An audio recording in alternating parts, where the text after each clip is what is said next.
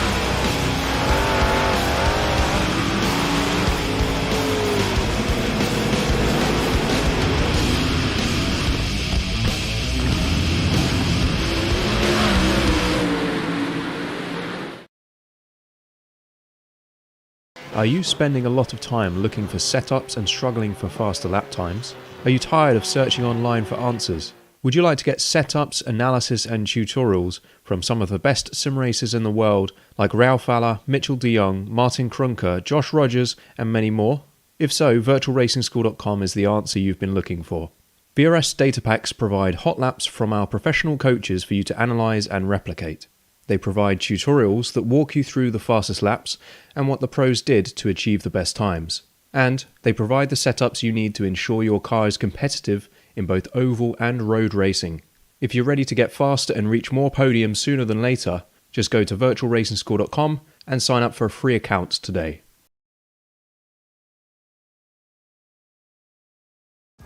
This is iRacing, the world's premier online racing game. iRacing puts you in the driver's seat to experience today's newest form of competitive motorsport, virtual racing, all from your home PC. Race virtually in indoor series from NASCAR, IndyCar, IMSA, the World of Outlaws, Aussie Supercars and more. Take on legendary circuits like Daytona, Silverstone and the Nürburgring. Join iRacing's global online racing community and get on track today at iRacing.com.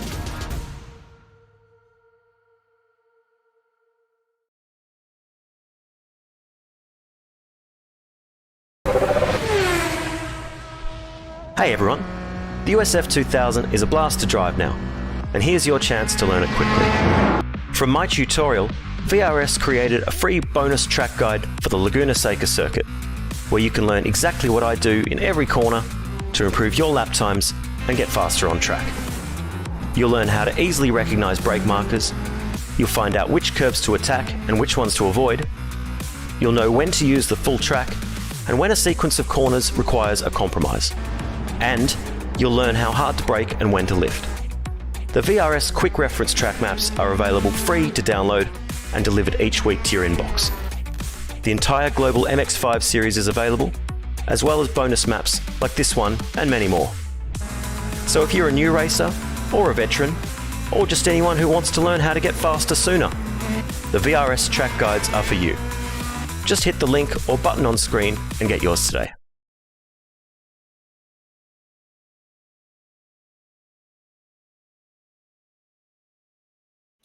Welcome to SimSpeed TV on a Monday night as we preview Xtreem GT4 Series. This race, this evening, this round, in preparation and test for the forthcoming season. As you can see, of course, brought to you by Simworx Race Simulators, Wolfchester Duo Trading, and Palmer's Racelabs as well.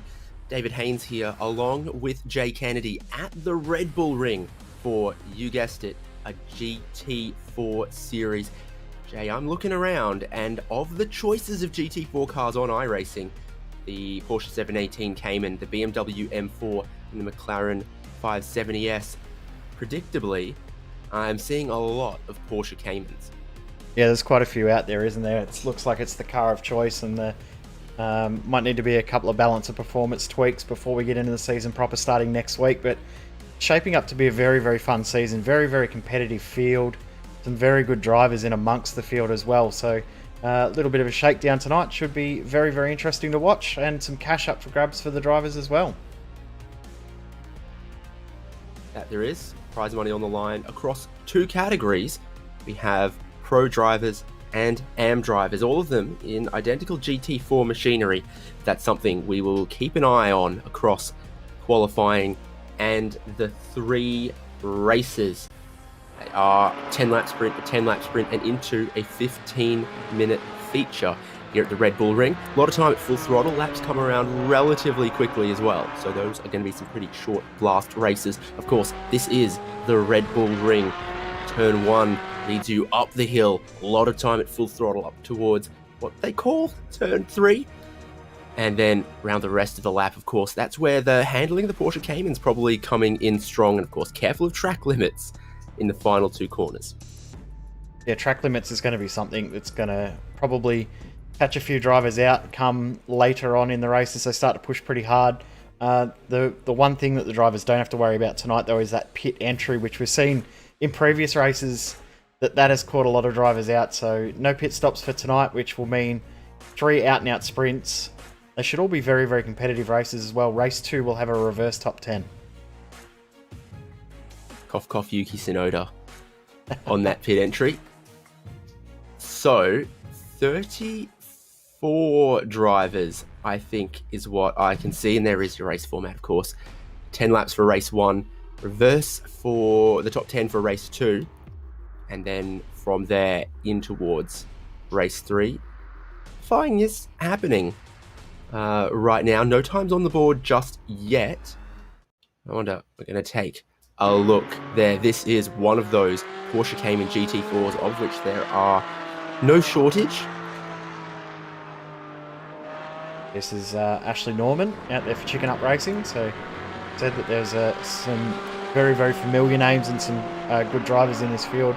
We've got the usual suspects. Brenton Hobson's rejoining after winning the MX5 series we had on Monday nights. We've got Andrew Hobby, Aaron Oliver, Lee Harrison, all back again. So lots of familiar names from both our Monday and Tuesday night broadcasts over the recent few months. First times on the board. Jack Boyd goes to the top. Brenton Hobson just behind him, starting to sound a little familiar. Marty Turner, also chicken up, goes to 3rd ahead of Ashley Norman. Look how close they are on that timing screen. Then it's the other Boyd. More times are coming in. You can see different color number panels on the timing tower and also the individual car graphics. Blue is pro and red is AM. Yeah, and we should see the Pro and Am split be reasonably good. We did see a couple of drivers in the practice session that were a little bit higher up in the times than what we would have expected based on their class, but did hear that a couple of drivers found a little sneaky shortcut that they were gaining a couple of seconds in the practice session. Of course, they won't be able to do that in qualifying. It won't count for their laps, so that's something that they'll have to try and get out of their system before they get into doing their laps proper. Also solo qualifying. None of the slipstreaming that might have happened in practice and will definitely happen in the race. That's a key characteristic around this track. No doubt a lot of time at full throttle, both on the pit straight. Up the hill in particular, I think it compounds. It's a long straight and it's very, very significantly uphill. So a slipstream there is worth a lot of speed and a lot of time. Graham Ellis across the line, 141.1. As just saw Cooper Allen slot into 2nd position overall. So he's right up there at the front. One of the non-Porsches out there, Darren Linus in the BMW. Yeah, see how it goes. Being often reasonable in a straight line. Though the balance of performance does seem to change season to season, exactly where the BMW has its strengths and its weaknesses. I thought that sprint racing would have favoured the BMW a little more. Often it struggles with either eating up the front tyres or eating up the rear tyres or some such. And here as a rare sight, a McLaren 570S GT4. I didn't think that was going to be a particularly blazing time from Wayne Losh given the line he was on.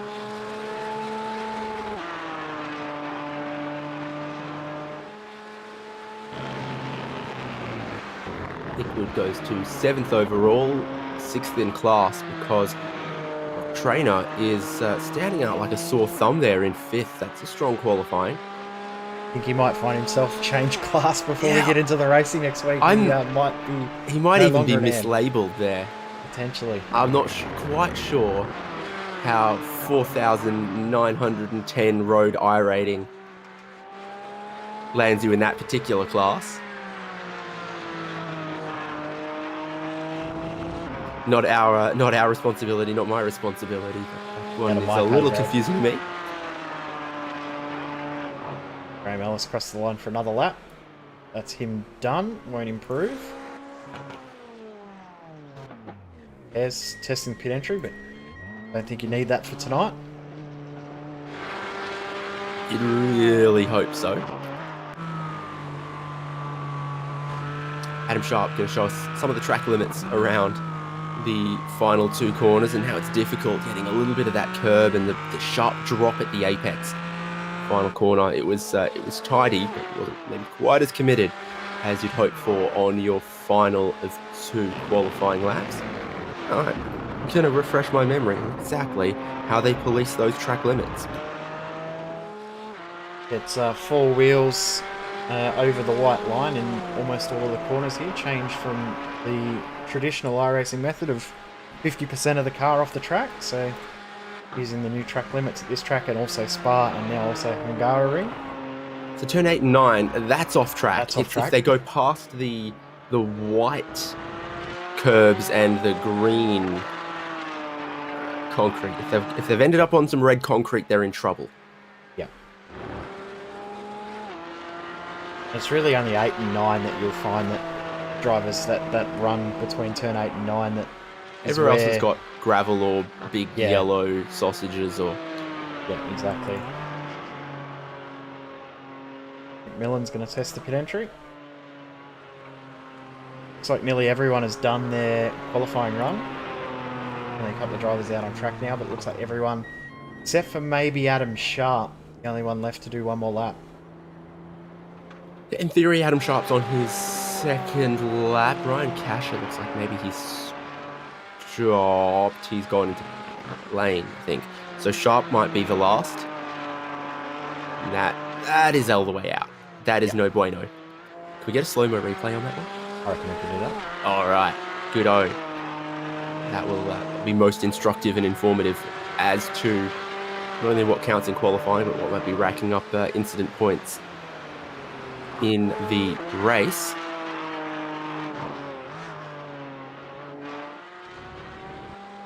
A little bit ambitious with where we started the replay, but we'll get there.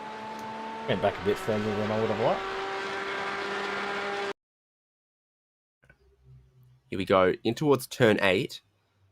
Now, throwing it in pretty hot, track starts to drop away, gets a little bit of that curb on the apex. Now here, you've got the red and white curb, all fair play. You've got the white chevron-y bits. If you keep a tyre on those, all fair play. But once you're past the white dashed curbs onto the plain green concrete, no bueno. Once you are leaving rubber on the Austrian flag, you are a little further in trouble. There's also an off-track just here right on the exit too. You run it off and almost near the grass. Yeah, near the DRS board there, there's also an off-track penalty there. So that's another area that the drivers have got to be careful of.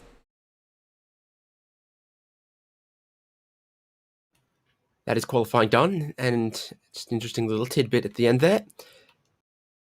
Jack Boyd has pole position for race 1 of 3 alongside Cooper Allen, then Brenton Hobson, Mosmoroz, Brock Trainer, and Lee Harrison is the top 6.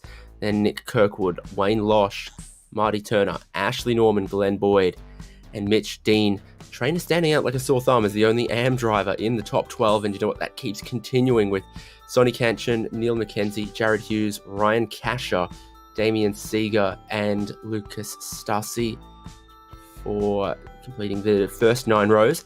Mark Foster, Caleb Patterson, and then a lot more red number boards. Anthony Connors, Jamie Walker, Adam Sharp, we saw not the qualifying he quite would have wanted. A little too committed towards the end of the lap. And Brandon McMillan. Rest of the grid. Rest of the drivers with times. Greg Holmes, Bard Rodkin, Darren Linus, and Darren Whittington, the last driver with a qualifying time. Andrew Hobby, Aaron Oliver, without one, very interestingly, and they share that not quite accolade with Owen Coleman, Andrew Pears, Graham Ellis, and John Thornton. John Thorne. I'm trying to add too many syllables to that one.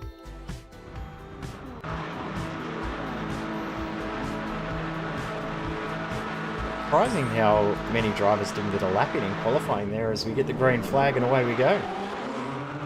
Yep, drivers revving, drivers away, and it is so many Porsche Caymans at the front of the field till you get to a McLaren right in the mix there.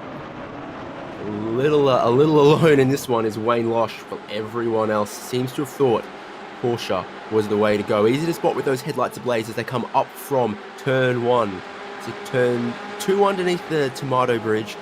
Turn 3 is the real corner. Shane Norman still holding on to the lead. Marty Turner right behind him. Good job that they are doing. I think a little bit of teamwork at play for sure there. 3 wide. Need to be careful right in behind them.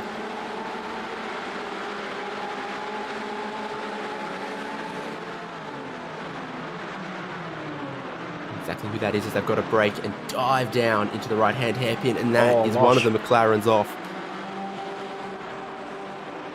Bob for Losh is not the only driver having issues there. Losh has gotten back on track, but of course the traction control and everything of these GT4 cars makes them tough to drive on gravel because the car just can't handle something that's not the grippy bitumen. Starts to go a bit nuts, and another driver around in the mid-sector of the lap here. Careful, no, don't do that. Ryan Kasher. He's going to have some of that escape road, though, to help bring him back onto the track. Turner and Norman trying to run away a little bit because it's so tense in the battles behind them. Wood in third, and this is Boyd and Cooper Allen going side by side, finally going single file through the final corner. Trainer, I think, lost out around the outside. Not a place that you can go too wide and carry much speed at all through those final corners. Interesting the lead that the Chicken Up guys have got very quickly, and around goes Cooper Allen. No, sorry, Nick Wood. That was it spun there from 4th position. So, your driver's struggling a little bit with tyre temps, I'm guessing.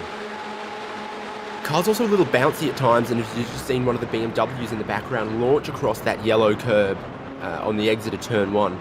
Sometimes, it's got to be Hobson there, getting squeezed just a little bit, finding speed around the outside. Sometimes they catch that yellow curb on the outside of turn 1, and that really upsets the car when they're already kind of sliding, bit of body roll, bit of bounce in these GT4 cars as well. Interesting that Jack Boyd, is the second he got clear of the group that he was in, has caught that 1.5 second advantage that the Chicken Up cars had. That's now gone, and he's right there with them. Wayne Losh is having another issue. He's off in the dirt again. Are qualified strongly to be basically the only McLaren in the top 10. Not going so great since then. Marty Turner under the pump here. Actually, Norman's still leading, but around the outside for second. Jack Boyd can extend those track limits just a little bit, get back onto the racing line for the final corner. It's first, second, third, fourth, fifth, sixth, seventh, and eighth. 2 wide here as Moroz and Hobson keep up the battle that they are having. Cooper Allen looks to get up the inside at turn 1, and contact between he and Marty Turner. And Turner off into the wall. Just a tiny bit of touch there on the brakes. Turner gets speared to the left into the wall, trying to rejoin, but he's going to lose out big because it is a 30 plus car field of GT4s, all so close, stacked together. Jack Boyd has gone through to the lead of the race. Is Ashley Norman and Cooper Allen going to be able to stick with him? I wonder, because then there's a gap after the top three to Lee Harrison and Glenn Boyd and Hobson and Moroz still battling. This is Neil McKenzie and Mark Foster also going at it. Just behind them you can see the third of the Chicken Up drivers too. That's Marty Turner. He's had an issue as well and dropped a fair way back. Interesting as well, Sonny Canchin, who we rarely see driving cars that aren't MX-5s. I've never seen him in anything but an MX-5. Currently sitting in 10th position, which is pole for race 2. Interesting. Sonny Canchin here. Bit of space to Seeger behind. Trying to stay in touch with Brock Trainer in front. This second and third, and they're going to let Jack Boyd get away here. Cooper Allen not close enough to have a look there. Still trying to be a bit of a pest. And Norman's run a little deep on the final corner as well and really hurt his run down the straight. What is this? This is Sonny Canchin coming into the pits, and I'm guessing it's for a false start because he hasn't registered a lap time, so that means he's received a black flag, so he's coming in to serve that now. I'm guessing he jumped the start. Puts Andrew Hobby up into 10th. Remember, he had no qualifying time. He snuck his way into the top 10. Andrew Hobby's having a real battle and trying to avoid some of those crashes that we saw earlier, and that's helped for him to come through into the top 10. Jack Boyd stretching away with the lead, while Brenton Hobson has caught second and third the way that they've been fighting. Hobson just took a while to get into his rhythm and get his tyre temperature there, because he was battling with Moroz. Now he's come past Glenn Boyd, come past Lee Harrison, and then caught the podium battle as well. So he's flying, but not initially. Looking for Canchin on the start. Definitely a jump. You'll watch if they and we'll just launch a little bit. So as soon as the red lights are on, there is launch. They're still all stopped there. And now he will go when everyone else does. Get any advantage out of it. No. He might as well have just taken off as soon as he jumped there.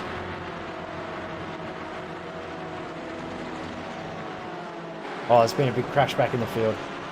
Yeah, Thorne and who else? Darren Linus involved. Oh, who's cast that with a wheel hanging off it there? Is that John Thorne? That rear wheel does not look like how it's supposed to. Car's rear-wheel drive, and if one of them looks like that, you're not getting drive, you're probably not going anywhere, unfortunately. That would have been, is this 4 or 5? Down the hill. Oh. Beamer spins. Everyone tries to avoid. Not everyone avoids. Oh. John Thorne was a literal punching bag there. That's so unfortunate for him. Just kept going as you watched. Up front, Jack Boyd in white says bis später, or whatever they say in this part of the world. He's out. Cooper Allen, Brenton Hobson going to battle second and third and fourth. This is side by side with Norman and Hobson. So Hobson's trying to get to third place and then to try to catch Cooper Allen. Just initially struggling to completely complete this pass against Norman. He always parks it right in front of him. Looking to sweep around the outside here. Doesn't quite happen. Oh, and then Norman gets a big chunk of oversteer. Catches some of the grass. There goes all of his momentum on a track that's pretty key for the momentum in this section. Past Ashley Norman goes Jared Hughes. Now, I think our best placed non-Porsche. Yep, and Andrew Hobby is the driver now sitting in the reverse grid or reverse top 10 pole position for race 2, currently in 10th. He's got Damien Seeger and Lucas Stasi, Aaron Oliver, Mark Foster all coming and closing in on him. He hasn't got the pace based on lap times that, well, actually this lap just gone, he has gone a little bit quicker, so he might be okay, but we've seen how easy these cars are to lose control. It's probably catching a few drivers out. They're probably driving them a little bit differently to how they need to be driven in this sort of race.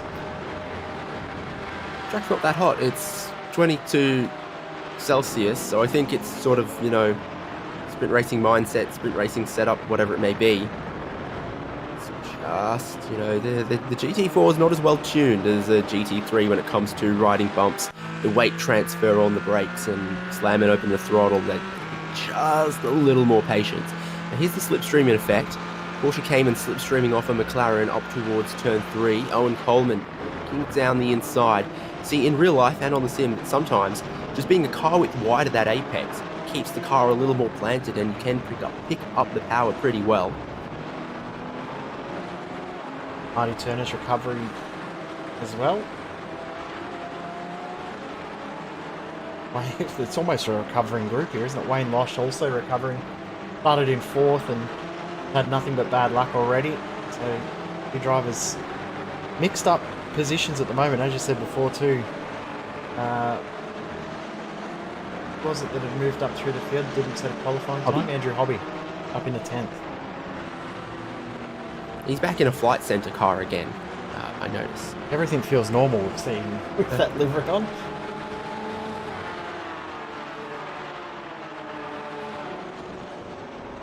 The laps keep coming, they don't stop coming. 4 to go in race number 1. Big move down the inside, but then again, feeds onto such a long straight for Aaron Oliver that he's immediately vulnerable once again. It kind of seems like maybe turns 4 or 5 is a great spot to pass, because then it feeds into some more sweeping corners where you can actually exert an advantage. No dramas for Oliver here as he goes into 12th. The cars behind, Lucas Stussy, Mark Foster, Neil McKenzie. Oliver, I think, was in the same boat as Hobby, no qualifying time.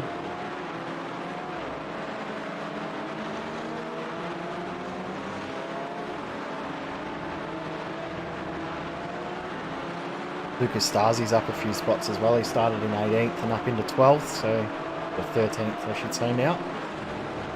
Moving forward. Jack Boyd's just checked out in front though, hasn't he? As soon as those guys behind him started to fight, Jack Boyd was gone. So I'm out. He's 3 seconds clear of Cooper Allen, which is really tough to work back. You can see these guys there just keeping their right side tyres on that white curb through 8 and through 9. Those are the legal track limits, so that is right on the edge, and that's exactly how they're doing it at this stage of the race. Look at the lap times now, they've just crossed the line. Cooper Allen in second, 36.5. Brenton Hobson, 36.6. Lee Harrison just picking up the slipstream off both of them, 36.4. So it is so close, second, third and fourth. Hobson might still just be able to catch up to Allen. Hobson also has the fastest lap of the race too, with 11:36.1, which is Fastest legal lap of the race. I suspect there's a few drivers who might have gone faster than that. Well, Jack Boyd and Cooper Allen haven't registered a lap time all race.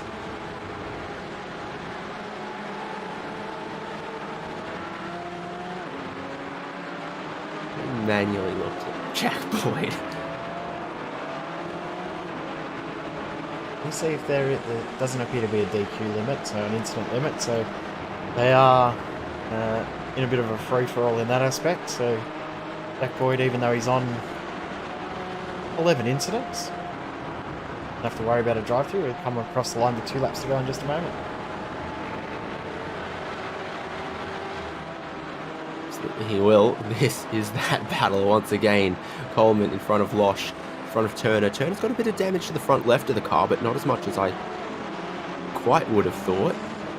Still alright with what appear to be 2 undamaged cars, though at the end of this race they're going to find a lot of gravel in some weird places in Losh's car. He'll probably be carrying a few extra kilos just in gravel from the gravel traps that he's got himself in amongst. There's a battle for top 6 is starting to get pretty spicy too. Hughes, Moroz, Trainer and Ashley Norman all getting in amongst it here.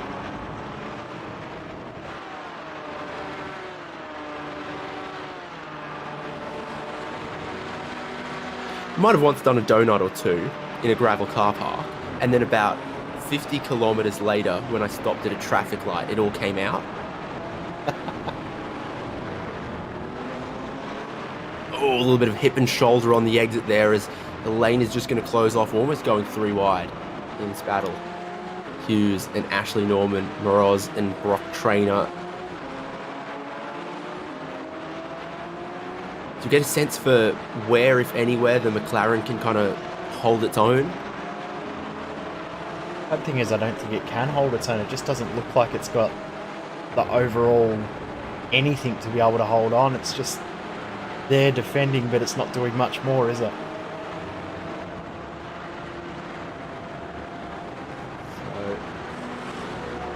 5 horsepower, I reckon, would be all it'd need.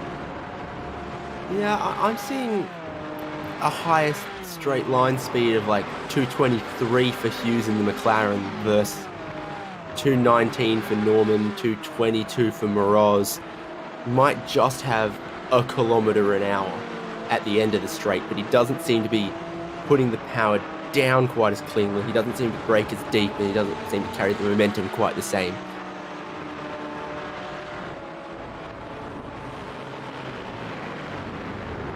Judge it through turn 1, where Moroz really strong on the brakes, closing up some car lengths there. Maybe just did a look little pretty protected. pretty good over the bumps there, over the curbs. So that was one thing. The McLaren did look alright over the curbs there, but still able to defend, as you said before, with its straight line speed. But near the exit, as soon as the power on out of the exit, that Porsche of Ashley Norman right there on Jared Hughes again. A lot of GT3 cars have very similar gearing. GT4 is a dog's breakfast. I happen to like the ratios for the Cayman GT4. You know, you race in 2nd and 3rd and 4th and 5th and 6th on the long straights. McLaren seems to have some slightly taller final gears. And what on earth is going on with BMW? No one knows. 1st and 2nd entirely useless. 6th and 7th entirely useless. 7-speed gearbox for racing purposes might as well just be 3. Checkered flag is out though. Oh no! Jack Boyd, tell me that's after the start. No, that's a different Synergy car for Hobson. Oh, problems and dramas late for Hobson. Jack Boyd's going to take the win. Lee Harrison is going to Bradbury it into 2nd. Another drag race right in the background here. And the McLaren's just going to hold on. Jared Hughes in front of Ashley Norman. But it looks like Cooper Allen and Brenton Hobson in the battle for 2nd may have collided on the last lap. Definitely that is the case. If we can pick up what's happened. Oh, it happened way back. Coming into the second last corner. They've made contact on exit here.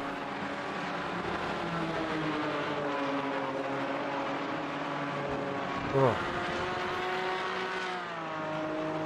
They almost got away with it.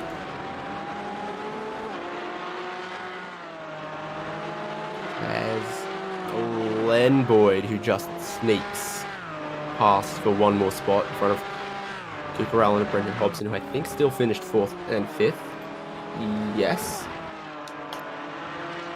Let's look at that then. Jack Boyd, you winner. By the end of the race, 6 seconds clear. Once he broke that toe, he was out.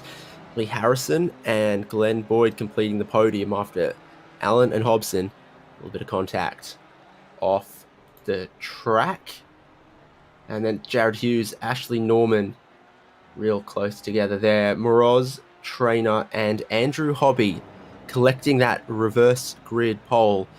Final car to sneak into the top 10. Let's look at more race 1 results here, because Aaron Oliver in 11th, just on the outside looking in. He's going to start 11th for race 2, while Hobby is going to start on that pole. It's Damien Seeger, Mark Foster, Mitch Dean, Lucas Stassi, Neil McKenzie, Ryan Casher, Wayne Losh, Sonny Canchin, after a drive-through penalty. In fact, it's almost a 10-second stop and go. Still finishes in 19th ahead of Caleb Patterson. And then Marty Turner, Graham Ellis, Owen Coleman, Greg Holmes, Darren Whittington, Nick Wood, Anthony Connors, Darren Linus, and Bud Rodkin, the final car on the lead lap. Off the lead lap was Brandon McMillan, Andrew Pears, John Thorne, Adam Sharp, Jamie Walker. 5 laps down, probably parked that.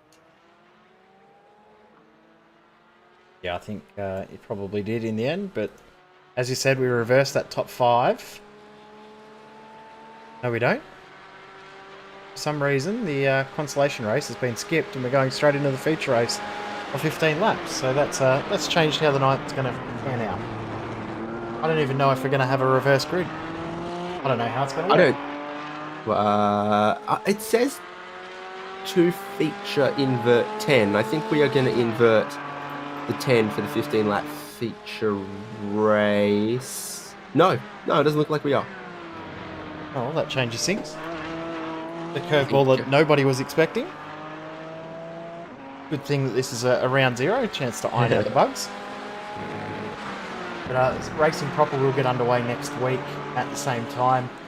Pretty similar format, just sort of trialing a couple of things. It will be fixed setup as well starting next week. This week is open setup, but drivers will be able to put forward some suggestions on what they want setup-wise and what needs to be tweaked and adjusted before we get into the racing proper next week.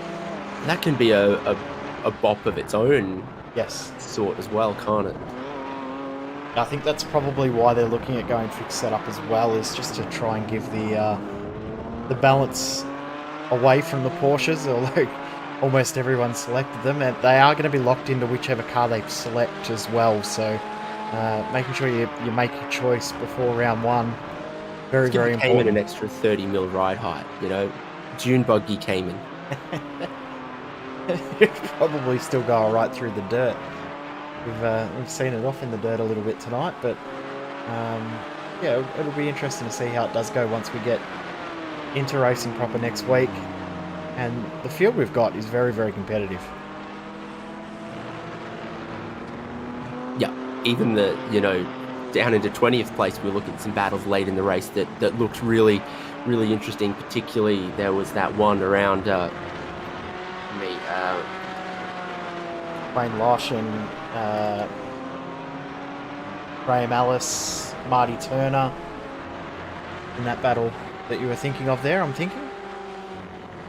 Yeah, Mitch Dean and Stassi and Neil McKenzie and such.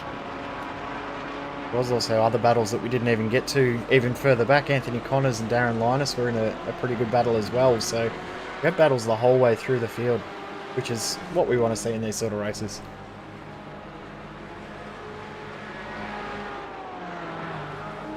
Weather update, it hasn't changed much.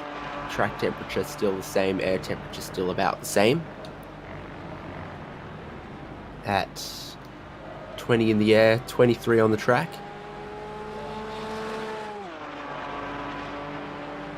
Wind is almost nothing.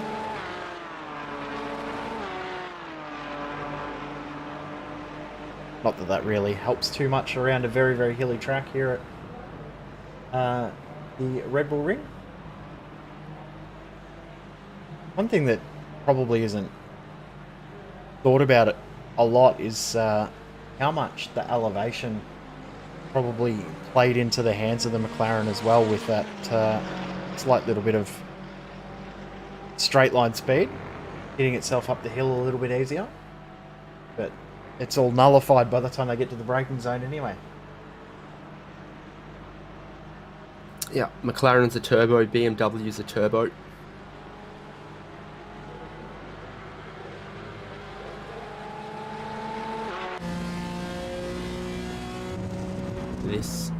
An onboard from the Beamer. It's more to me like it doesn't want to turn than it's willing to turn.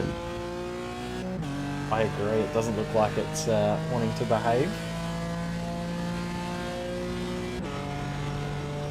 And the gear ratios, as you said before, are absolutely horrible. There's just such a huge gap in the rev range between every gear, isn't it? As you said too, first and second just don't make sense, and then sixth and seventh are there, but when are you ever going to use them? Yeah,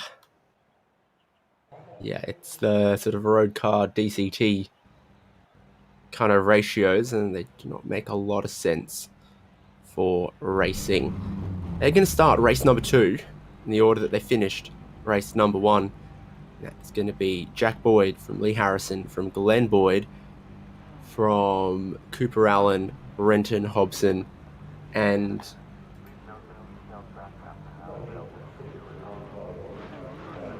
Jared Hughes. Yes, yes. Ashley Norman, Moroz, trainer, Hobby, the top 10. For some drivers like maybe Sonny Canchin, Darren Whittington, deeper in the field to move forward in this one, I think. Even the likes of Darren Whittington a long way back at 25th. He's got a lot of work to do in this race. But he's someone that we've seen make moves before, so there's every chance he could come on forward. They're revving, they're ready to go. Keep an eye. Everyone's still in their pit box, in their starting box. So the lights went out. Not a huge jump there from Glenn Boyd. Brenton Hobson, a little bit better reaction times there, but it's a short enough run towards turn 1 that I don't think that's going to matter. Cooper Allen's going to throw it down the inside of turn 3. Jack Boyd's going to come off turn 1 in first. 3 wide through the middle of the turn 1. Putting power down on cold tyres for everyone. Up the hill towards turns 2 and 3. Boyd's still leading single file, but it is a lot of 2 wide further back in the pack, including right back at it with our McLaren versus Porsche Battle. That was a super twitchy looking Porsche for Moroz. Yeah, it was Moroz. He went very, very wide there. I think he just may have thought or been worried that Jared Hughes had gone in a little bit too deep and decided to sacrifice a little bit of ground to make sure he didn't get hit. But Hughes did a very, very good job to pull that up, and now into 7th position. He has lost the spot from where he started, but for the most part, this race has been a lot cleaner than we saw in race 1. You've gone and said it now, haven't you, Jay? I have. I've All ruined it. There it is. Moroz as well. Don't know what to do, man. I'm telling you, early on these cold tyres, the Cayman's looking very, very twitchy. Andrew Hobby's also had some dramas, and he's found the wall there as well. Might take him a lap or 2 before they've actually got more confidence in the rear of the car. On board with Neil McKenzie. Down the inside comes 49 of Marty Turner. He's another driver with a lot of redemption to do in race number 2, after fed a little bit in race number 1. Streaming down the pit straight to complete one more lap, to complete the first lap of the race. Pretty spicy mid-pack in this one right here. You got Whittington, you got Seeger. Oh no, and Seeger and Whittington have come together there. That's Damien Seeger who's gone off on the inside, and just in the background too, you can see Bard Rodkin having an issue as well. Wayne Losh also in this group with Sonny Canchin too, so very, very spicy group right here. Towards 3, there's another Porsche starting to try to turn in, and it just lost the rear, I think, on turn in. It seems like there's a few drivers having that happen to them. Obviously, could be a setup dependent thing early in the race. Could be a low starting pressures kind of thing as well. Jack Boyd's not been able to break away just yet with our top 6. Just as I say that, he builds a second between himself and Allen. To the final 2 corners, he might be able to extend that a little bit further. Allen and Hobson back up into 2nd and 3rd.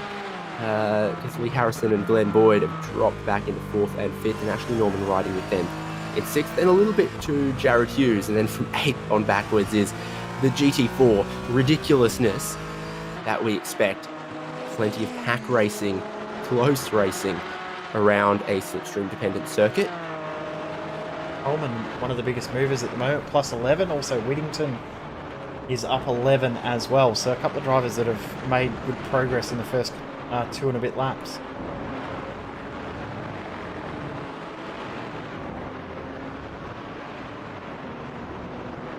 There you have it. He straddles the curb, someone misses it entirely, and then a few others just give it a little kiss. Aboard with Canchin. And behind Caleb Patterson. Got Nick Wood immediately behind him as well, though. You can see it in the mirrors, even. As they go side by side on the brakes. It's a defensive line from Whittington. Oh, another Cayman just losing the rear in the middle of turn 3. Change of position as well for 2nd with Hobson through on Cooper Allen, and of course Brenton Hobson, Jack Boyd, teammates, although not teammates at the same time, but there is Jack Boyd's teammate for this series.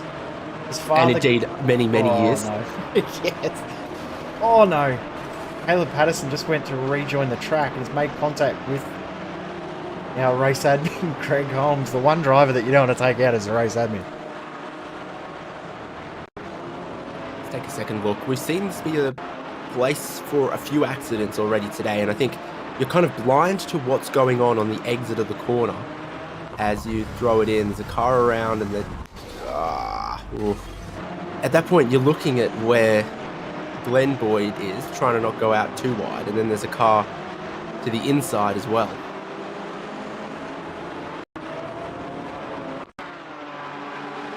For the first part of that incident again, with Glenn Boyd having his own moment. Patterson coming up here, comes in and make the corner. I think he got distracted by the car, and that's the golden rule that you've just broken there.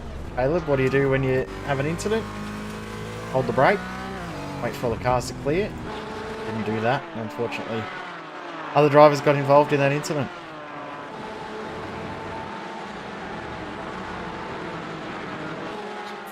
Kipper Allen still right with Bretton Hobson there. This Mark Foster, we're out on board with Mitch Dean, throws it down the inside. Is that a lap down? Car, I think it is, in the BMW. Oh, another huge wiggle on the exit there for Coleman. I'm surprised at how twitchy they still are now at this point. I thought the rears would have settled a little bit, but still struggling a little bit with grip. So tyre pressures may be something that these guys look at quite a lot before we get into racing next week. I'm sure there's going to be a lot of discussion around tyre pressures and the like, and how to get the car to be a little bit more friendly in the opening laps, as there's an overtake there. I think that was a lap down car that's just got out of the way there. Yes, it is. It's John Thorne, who we saw with only 3 wheels on the wagon in race 1. As Mosmer Roz is... there's been a big incident actually back there. Andrew Hobby involved as well. 3 or 4 cars between turns 8 and 9. Sonny Canchin was around that group as well. Canchin's the 59, so he's out front here. Hobby looks down the inside.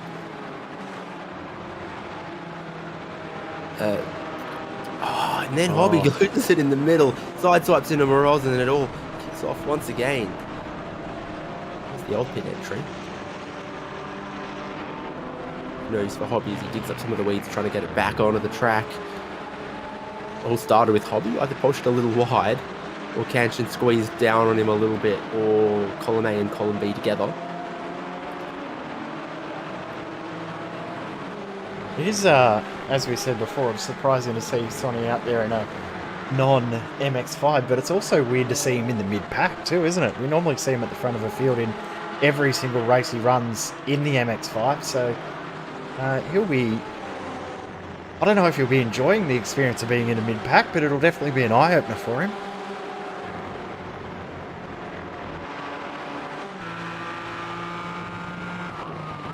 We'll see. Looking backwards from Oliver at...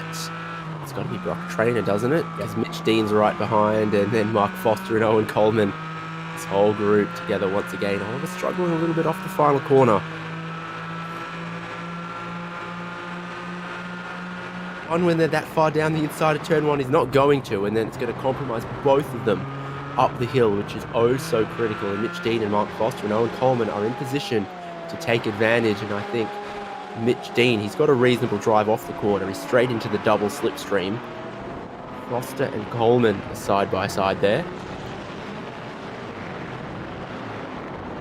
Lucas Stasi getting involved as well. Sitting back. No, sorry, that is Mark Foster.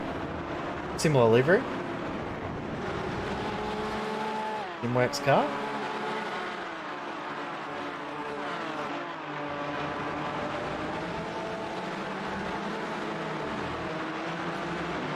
Hobson holding onto the lead battle by a thread, somehow just keeping it within 1 second, just picking up the slipstream in some places, but he'd like to be a whole lot closer. I think if he got within about 5/10, he'd be unshakable. As it is, just on the fringes. with Slipstream the leader and stopping Jack Boyd from getting away. Cooper Allen a little bit further back in third. There's even some traffic between himself and Brenton Hobson. And here's Jared Hughes flying the flag for McLaren in fifth.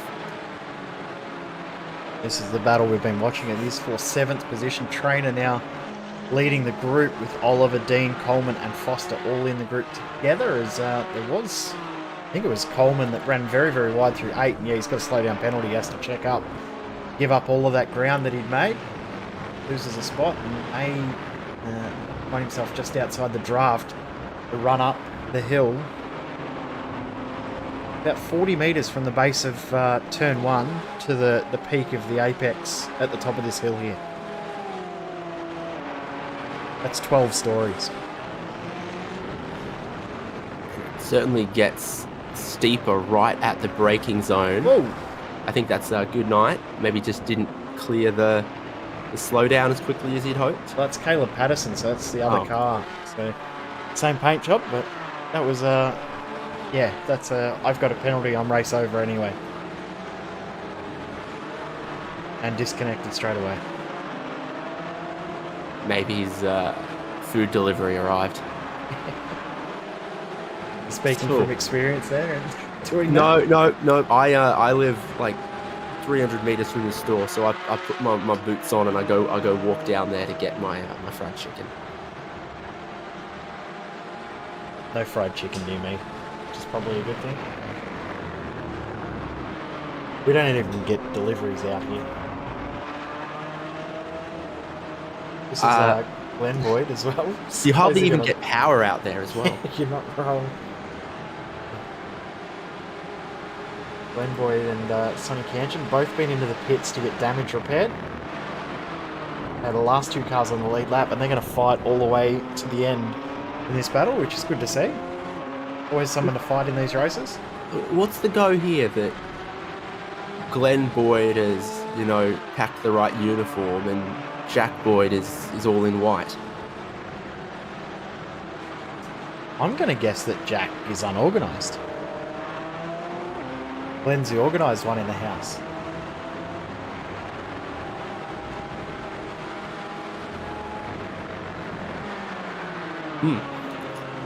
Well, it's certainly a unique little battle that they're having there over 23rd and 24th. Both drivers have served a drive-through penalty in the last couple of laps, which I don't 100% get. Canchin with another drive-through penalty, man. What? Can he catch a break? The answer is no, not really. Top 5 have fanned out, and that's why 6th place is the place to put our eyeballs, with Norman ahead of Trainer, ahead of Aaron Oliver, ahead of Mitch Dean. That's the order that all 4 of them sweep through this sector, the only real left-handers of the track. And that probably makes the tyre warm-up a little confusing as well. Definitely will play some impact in that. Looking at the length of the race, we may go time certain in this one.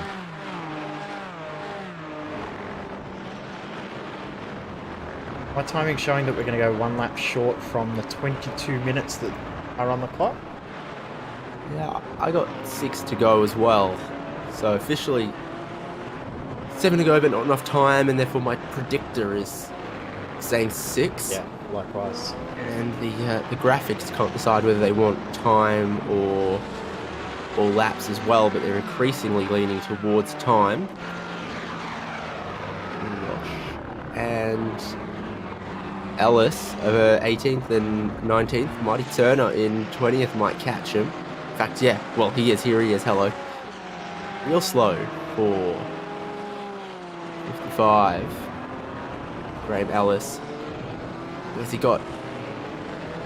Just given up position to a really quick charging car, or do you think there's anyone who might have foolishly loaded the race 2 setup instead of the race 3 setup and is a little short on fuel?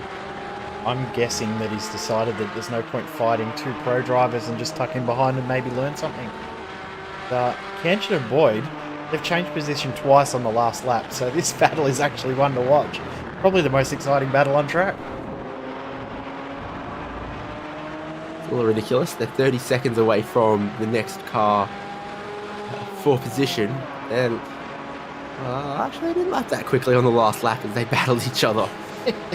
But Glenn Boyd was way off the track through turn 8 and 9, so he got through before the last two corners and then was off the circuit to try and hold the position and had to slow down and let Kenshin back through. And now they're side by side out of turn 3 and the run to turn 4.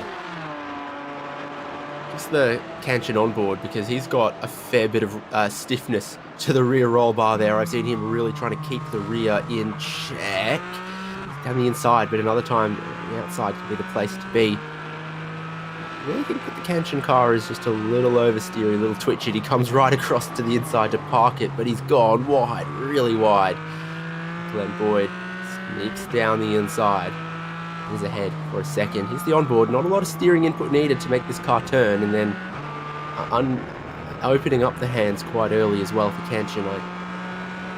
It's one of the things in an open setup that you're going to change is anti-roll bars front and rear. You don't normally need to make them that stiff for the back in Cayman. If you do,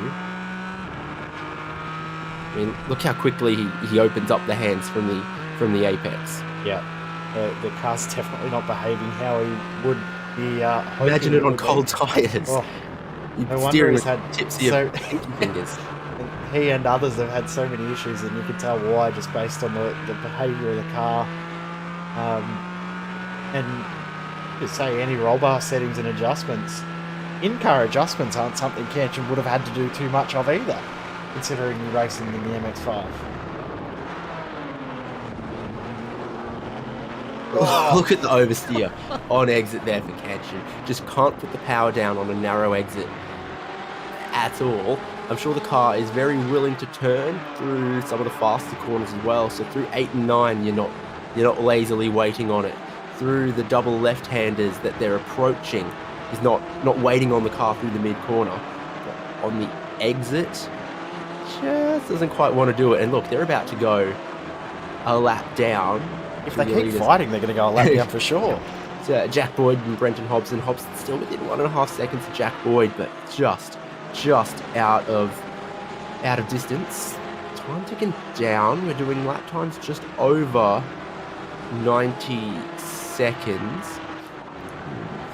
4:30. I reckon 3 to go. Yeah, for sure. That battle between Norman Trainer and Oliver still going, but it has spread a little bit. They've dropped Mitch Dean a little bit, but the one that they've really dropped is Owen Coleman. He's now got Mark Foster right behind him. And just behind them, this battle as well, Nick Wood and Lucas Stasi going at it. Then we go back to Wayne Losh and Marty Turner also going into a little bit of a battle, but the closest battle is still this one. There's lawn mowing. I didn't realise Porsche Caymans were lawn mowers, and I think there's been contact between Kenshin and Boyd because Kenshin's just retraced. Oh, and almost takes out the leader. Look at the mirrors there, mate. Blue flags would have been waving, and oh, Kane, mate. He's not used to blue flags. Is that what we're going to say? We did say that he would have been finding it a bit different in the mid-pack, but a little bit further back. But wow, what's happened here? Has there been contact? No, I think he just checked up because he wanted to enjoy the battle. Look away, I don't want to see this again.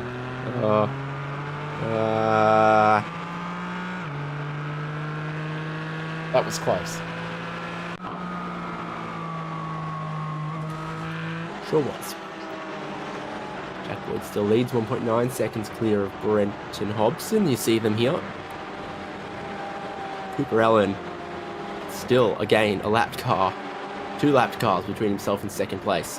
Finally clears the lap cars and he gets more in between him.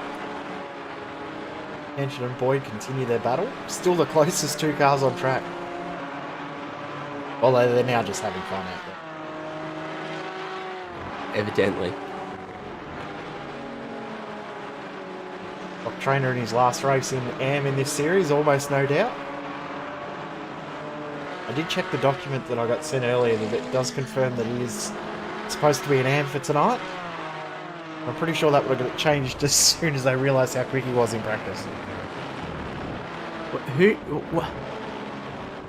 Is there a particular rule that says what bucket they should be placed into? Because I'm trying to see No idea. how you would ever. I can't give an answer for that one.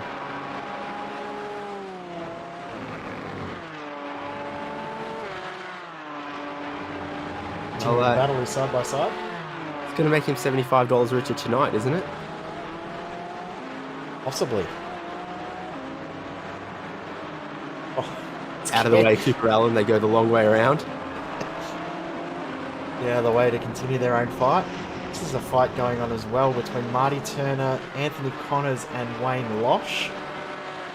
The battle with more non-Porsches in it than Porsches themselves. Going side by side up the hill.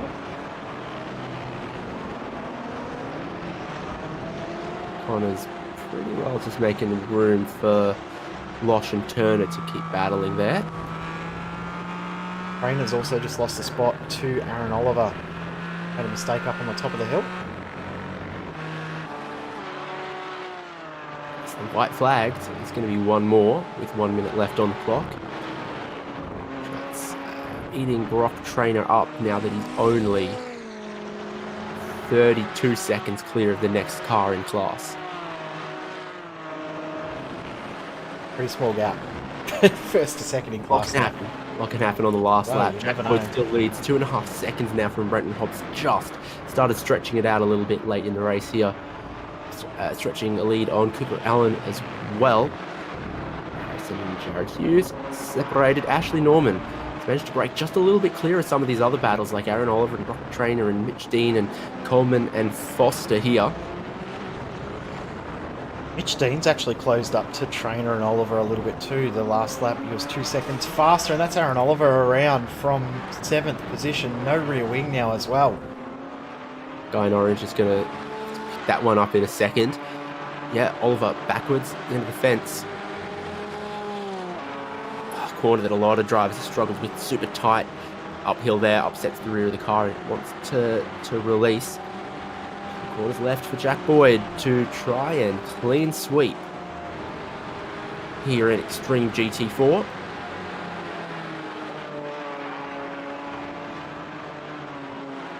This looks like a lap that's going to stay within the bounds of track limits. Is it just? He keeps the front right tyres on. He flashes the headlights. He takes the checkered flag, and it's 2 from 2 for Jack Boyd. Would have been disastrous if he got a slow down penalty out of the last corner and cost himself the lead. Brenton Hobson in second, Cooper Allen in third, and you see there Glenn Boyd finishing ahead of Sonny Canchin. There's Lee Harrison in fourth, Jared Hughes in fifth. Norman will finish sixth, and Mitch Dean, Brock Trainer. So there's been another change of position there. Trainer's lost another spot. That time to Mitch Dean. Oliver's going to hold on just from Coleman and Foster.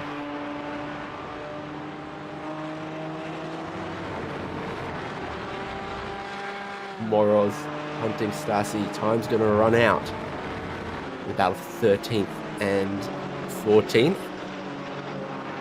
Now that's a little bit of track limits, but not too far. Mclaren battle between Losh and Connors. Losh eases out of it a little bit. Is he staging a photo finish? I think there might have been. 29 thousandths of a second separating them in the end. It's not as close as Aussie car then.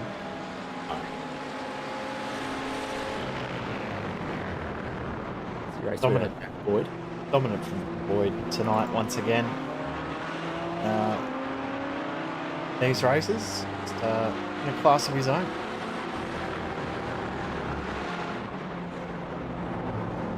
This Hobson and Allen still just bringing it around back to pit lane. Here's the results of what became the feature race 2. Xtreem GT4 Series, Jack Boyd. Not the same advantage he had in race number 1, but still just being a little untouchable. Ahead of Brendan Hobson and Cooper Allen. Lee Harrison, Jared Hughes, Ashley Norman, Mitch Dean did grab some positions towards the end there ahead of trainer Aaron Oliver with the damage and Owen Coleman in 10th. And Mark Foster, Nick Wood, Lucas Stassi, Moz Moroz, Darren Whittington, Neil McKenzie, Marty Turner, Wayne Losh. Anthony Connors got second in the AM class and Jamie Walker got third. And it's obviously then fourth for Graham Ellis. You've got Glenn Boyd and Sonny Canshin's little battle off the lead lap, and Andrew Pears, Brandon McMillan, Darren Linus, Bard Rodkin, John Thorne, Damien Seeger, Greg Holmes, 2 laps down, and Adam Sharp, Andrew Hobby, Caleb Patterson, Ryan Casher, contact earlier in the race. Have a look at this after the race. It's one of the best performances of a post-race donut I've seen from someone finishing in 14th in my life. Sorry, finishing 18th in my life. This is Wayne Losh doing one of the best donuts I've seen.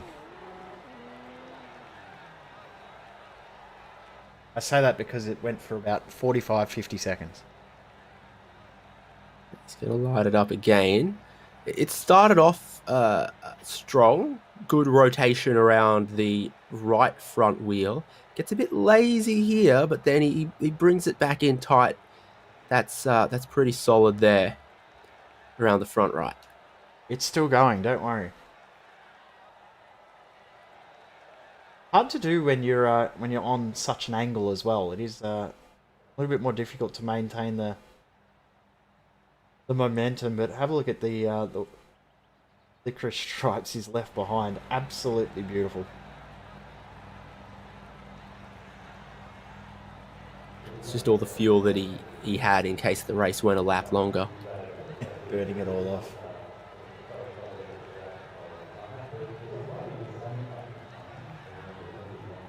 It does get a bit tidier once he's back onto the racing surface, which is a little bit flatter than that part of the runoff.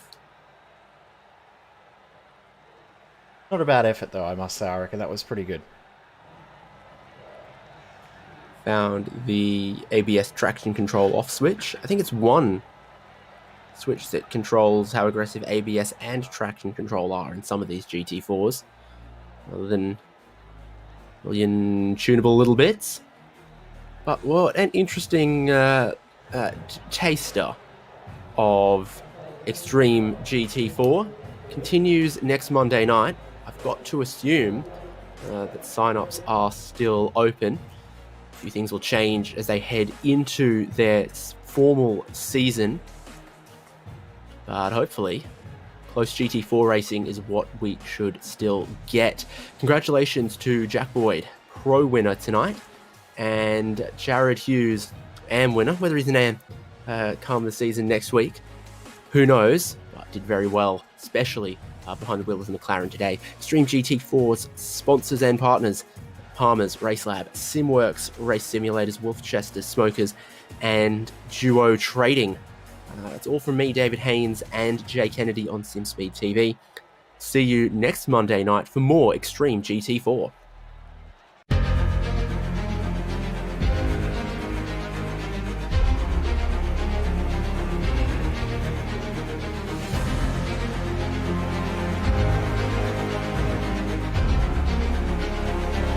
This is fantastic.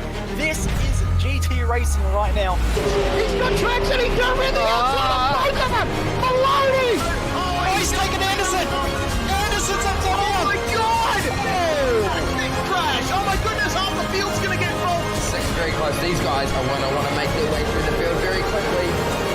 Oh, here we go. Oh no. That's massive. This is it. This is over. I can't believe this. Oh my God. God, what?